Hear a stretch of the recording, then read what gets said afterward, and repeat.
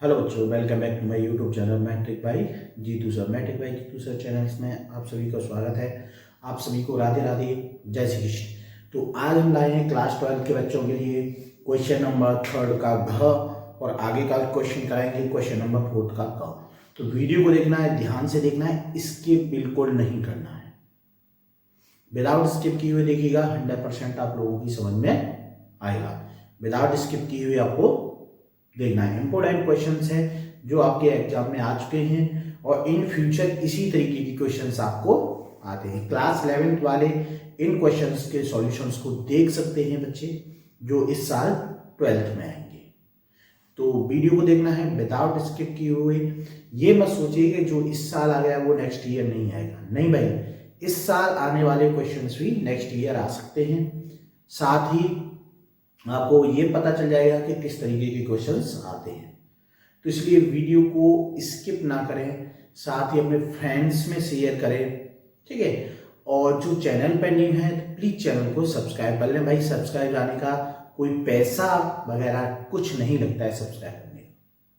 तो आप चैनल को सब्सक्राइब करें, अच्छे अच्छे कमेंट्स करें। साथ ही जिसको कोई प्रॉब्लम है कोई क्वेश्चंस में तो वो क्वेश्चंस लिख करके कमेंट कर सकता है। हम उस क्वेश्चंस को आपको बताएंगे, उसके रिगार्डिंग एक वीडियो बना करके स्पेशली आपके लिए आपको देंगे।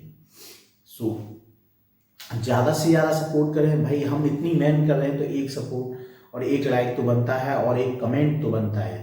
साथ ही जो वीडियो देखते हैं वो अपनी कम से कम 10 फ्रेंड में तो अपना शेयर करें इस वीडियो को, ठीक है। उनकी भी हेल्प हो सके और हमारी भी हेल्प हो सके, हमें भी पता चल सके कि आप लोग सीरियसली पढ़ रहे हैं और हम लोगों की मेहनत कर रहे हैं, ठीक है।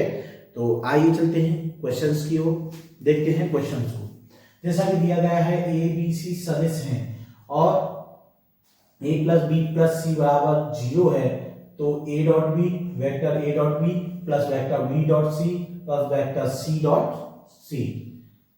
c डॉट a बराबर 0 की वैल्यू फाइंड आउट आपको करनी है। समझ में आ गया? इसकी वैल्यू आपको निकालनी है। a dot B dot C और c डॉट a की वैल्यू आपको निकालनी है, ठीक है। तो इसके लिए लेंगे, देखिए आपके पास जो दिया है सॉल्व करेंगे। जो दिया गया है a plus B plus C बराबर 0 वेक्टर है, ये सही ध्यान रखना, vector a vector b vector c।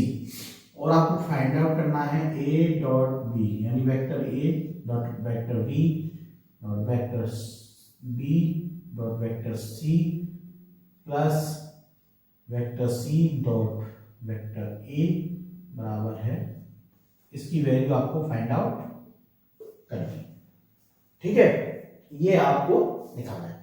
तो इसके लिए हम सबसे पहले इसको लेंगे, यानी आपको जो दिया गया a vector b plus vector c बराबर 0। अब लिखेंगे दोनों पक्षों का वर्ग करने पर, वर्ग करेंगे इनका, तो ये हो गया vector a plus vector b plus vector c और क्या हो गया होल स्क्वायर बराबर 0 का स्क्वायर। तो आपने पढ़ी होगी समझूंगा क्लास 10 में, कौन सी, a plus B plus C का होल स्क्वायर बराबर a square plus B square plus C square plus 2ab plus 2bc plus 2c। यही सर्वसंख्या आपको इसमें अप्लाई करनी है। ये क्लास 10th की है, क्लास 8th में भी आई है सर्वसंख्या, तो इसी सर्वसंख्या को आपको इसमें अप्लाई करना है। 2ca होता है, ठीक है। तो इसी के अकॉर्डिंग चलेंगे हम। a स्क्वायर यानी वेक्टर a का स्क्वायर हो जाएगा प्लस वेक्टर b का स्क्वायर हो जाएगा प्लस वेक्टर c का square plus 2 vector a dot vector b plus 2 vector b dot vector c plus 2 vector c dot vector a बराबर 0, क्योंकि 0 का स्क्वायर 0 ही हो गया। अब देखिए आपको वेक्टर के रिगार्डिंग पता होना चाहिए कि वेक्टर में हमेशा किसी भी वेक्टर की यानी ए वेक्टर बराबर होता है स्क्वायर, अगर हम करेंगे इसका तो इसकी वैल्यू हमेशा 1 होती है। ठीक है, क्या होती है इसकी वैल्यू 1। जैसे आई स्क्वायर की वैल्यू क्या होती है 1, के स्क्वायर की वैल्यू क्या होती है 1। सेम इसी तरीके से ए स्क्वायर की वैल्यू भी 1 होगी, बी स्क्वायर की वैल्यू भी 1 होगी और सी स्क्वायर की वैल्यू भी 1 होगी। इन तीनों की वैल्यू क्या होगी 1 1 होगी। ध्यान से देखना है, स्किप नहीं करना है। स्किप करोगे समझ में नहीं आएगा, विदाउट स्किप की आपको देखना है। ठीक है, इन सब की वैल्यू 1 हो गई। तो अब देखिए आगे,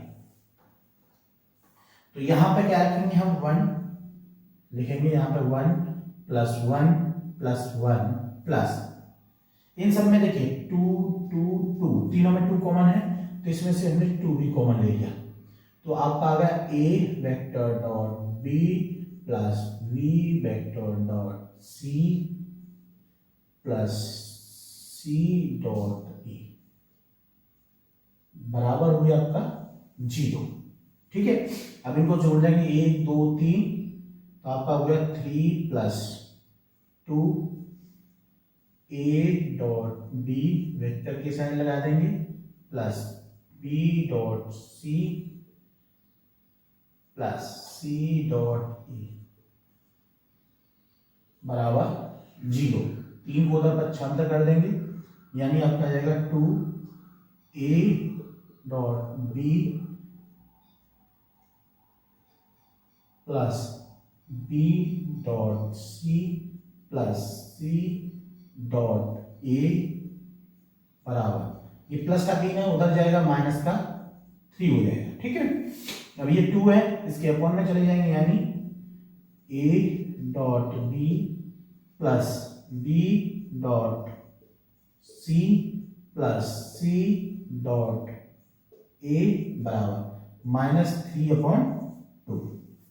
ये आएगी वैल्यू, यानी 2 इसके अपॉन में चला गया, यही होगा आपका आंसर। यानी इसकी जो वैल्यू आएगी कितनी आएगी -3/2, यानी ये इसका आंसर होगा। अगर आपने इस तरीके से किया है तो आपका 100% सही है, आपको इसमें पूरे के पूरे नंबर मिलेंगे। इंपॉर्टेंट क्वेश्चन है, देखिए वेक्टर के रिगार्डिंग हर साल क्वेश्चन से आता है। तो ये था आपका क्वेश्चन नंबर 3 का घ, जो कि हमने बताया था इंपॉर्टेंट क्वेश्चन है। इस तरीके से अगर किया है आपने तो 100% आपका सही है। ठीक है, तो अब लेंगे हम नेक्स्ट क्वेश्चन। ध्यान से देखना है, स्किप नहीं करना है। अब देखिएगा फोर्थ का कर्व, फोर्थ के कर्व में दिए गए यदि R1 और R2 समुच्चय A में दो तुल्यता संबंध हैं तो सिद्ध कीजिए कि R1 इंटरसेक्शन R2 भी A में तुल्यता संबंध है। ठीक है, ये आपको प्रूव्ड करना है, सिद्ध करना है।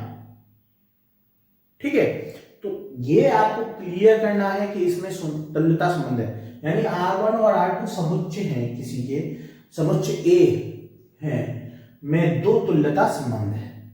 तो सिद्ध करना है आपको R1 इंटरसेक्शन R2 भी A में तुल्यता संबंध है। तो तुल्यता संबंध के लिए आपको पता है कि 3 कंडीशंस होती हैं, स्वतुल्य, सममिति और संक्रमणीय। ये 3 हैं। स्वतुल्य को हम बोलते हैं, परावर्ती भी बोलते हैं, ध्यान रखिएगा। ये अगर आपने तीनों कंडीशंस इसकी प्रूव कर दी तो समझ लिए इसमें तुल्यता संबंध है। तो देखिए तुल्यता संबंध के रिगार्डिंग, तुल्यता संबंध,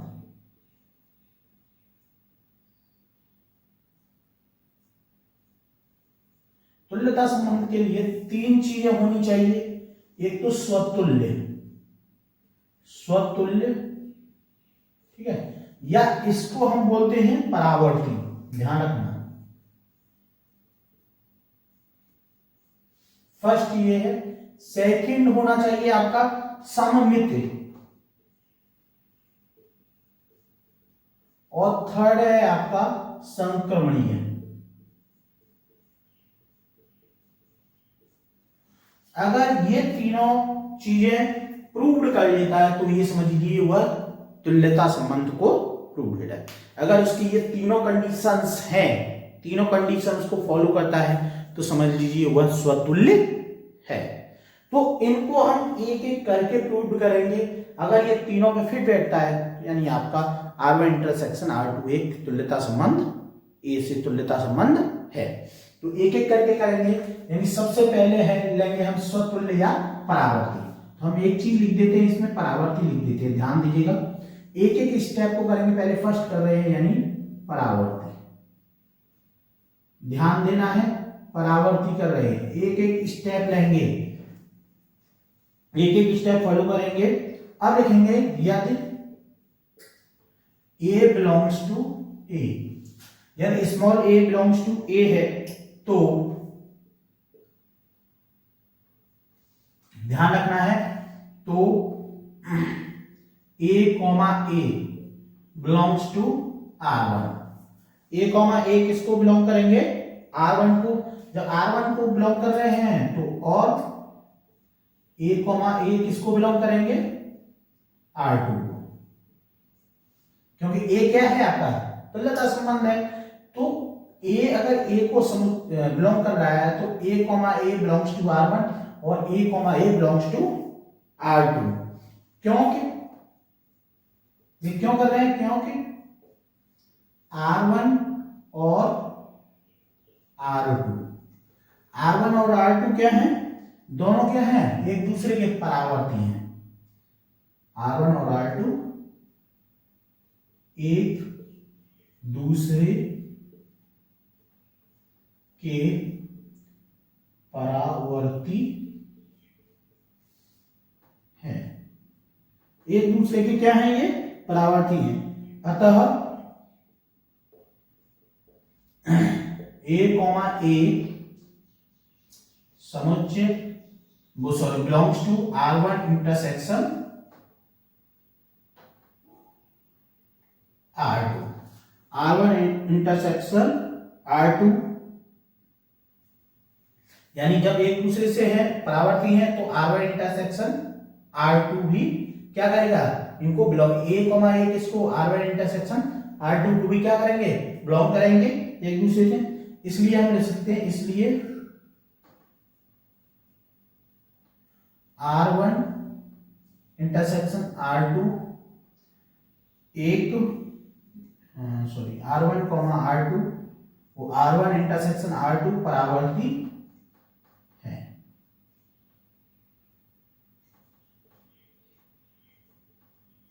कैसे हैं?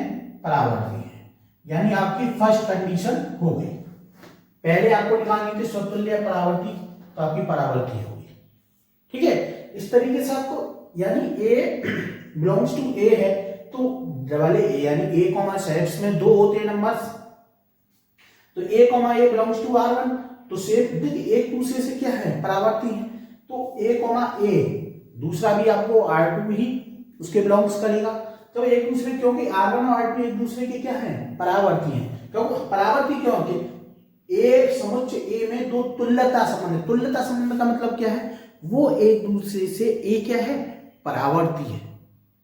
देखिए जब किसी में तुल्यता संबंध होता है यानी A से तुल्यता संबंध है तो वो तीनों कंडीशंस को फॉलो करता है, यानी परावर्ती भी है, समझ में आ गया, सममिति भी है और संक्रमण भी है।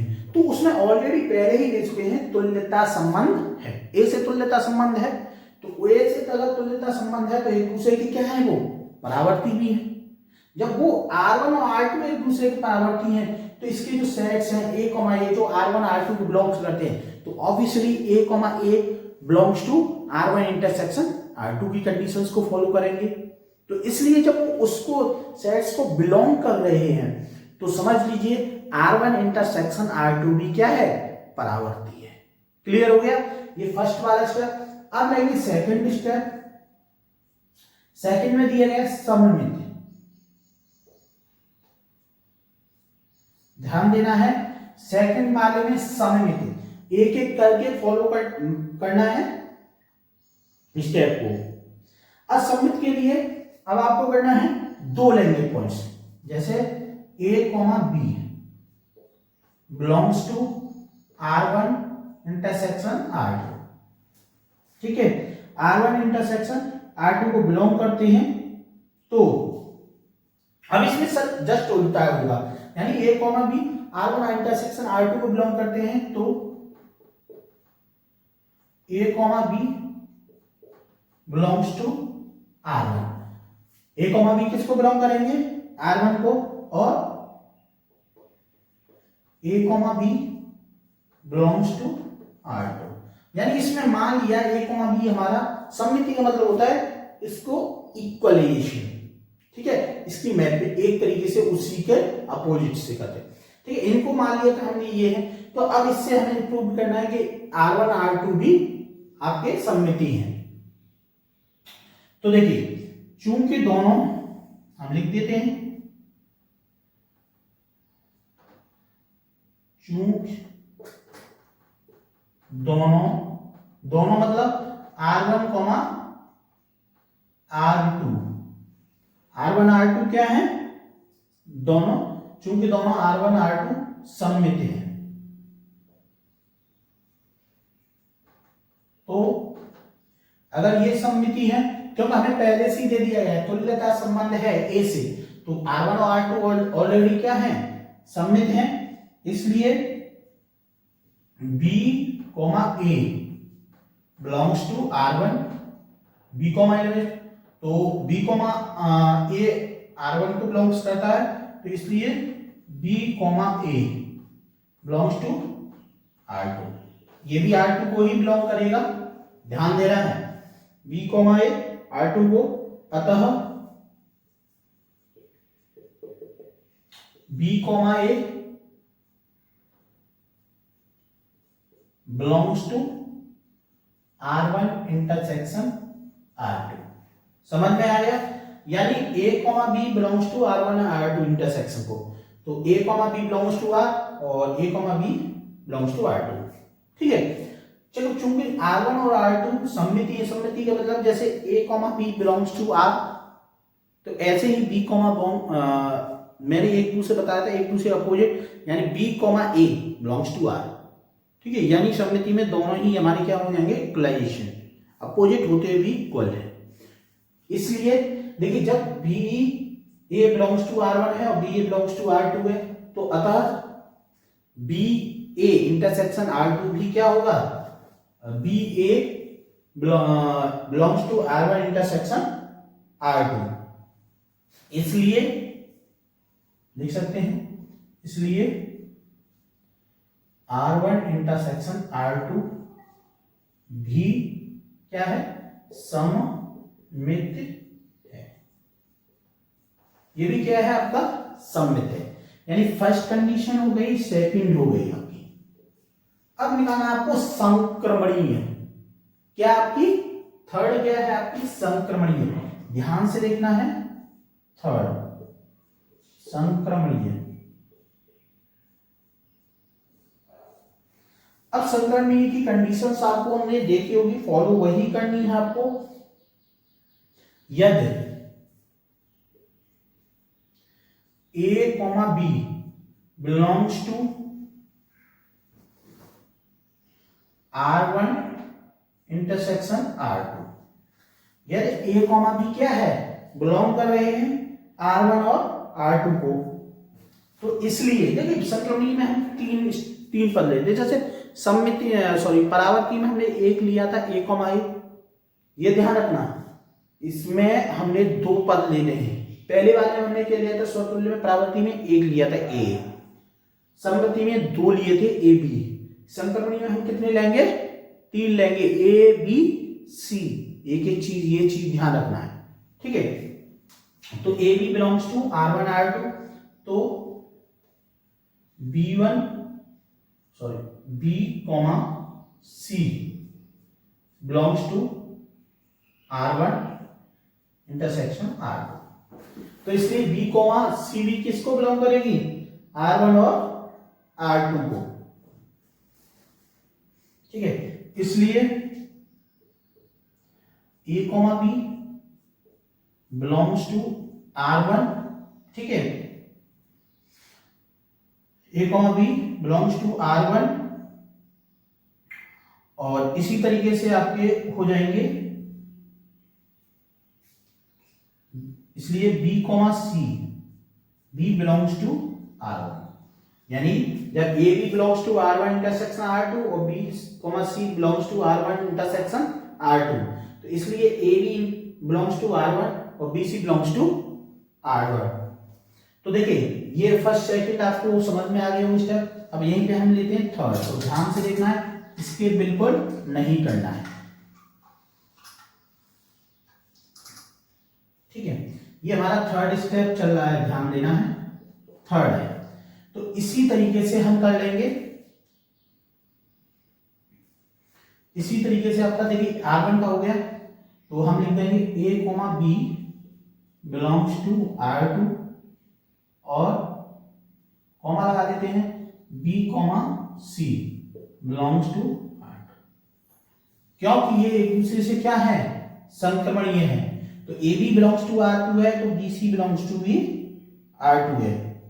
हम लिखेंगे फिर चूंकि R1 और R2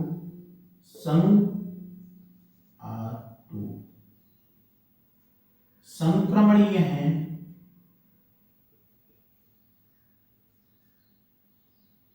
संक्रमणीय हैं।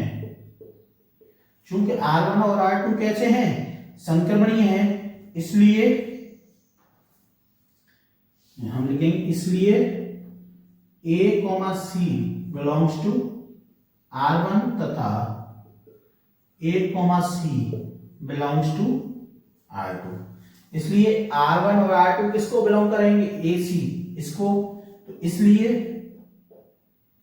A comma C belongs to R1 intersection R2, इसलिए A कॉमा सी भी किसको बिलोंग करेगा, R1 और R2 को।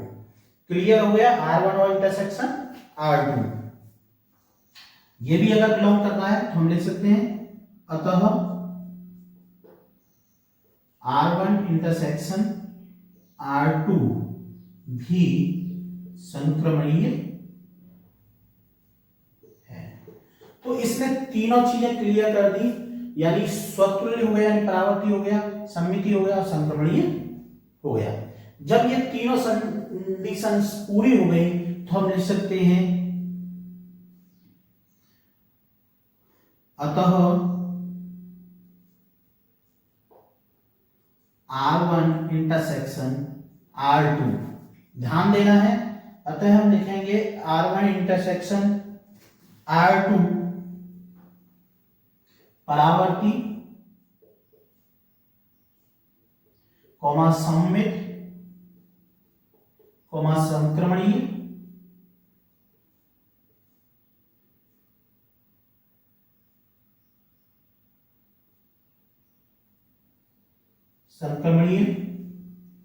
है।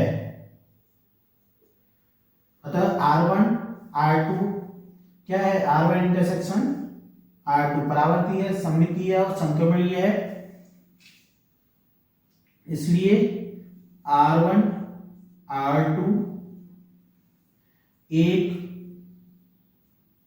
R1 इंटरसेक्शन R2 एक तुल्यता